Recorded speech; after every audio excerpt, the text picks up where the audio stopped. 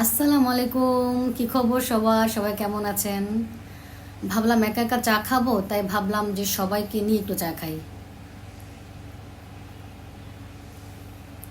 Normally আমার বাসায় আসলে কেউ চা খায় না। আমার মেয়ে একদম মিষ্টি পছন্দ করে না।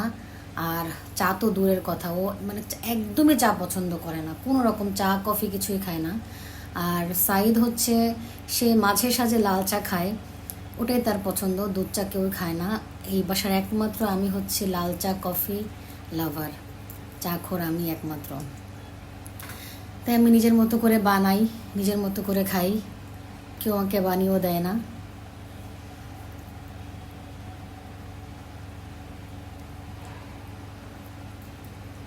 আমি কিন্তু চা খুব ভালো বানাই।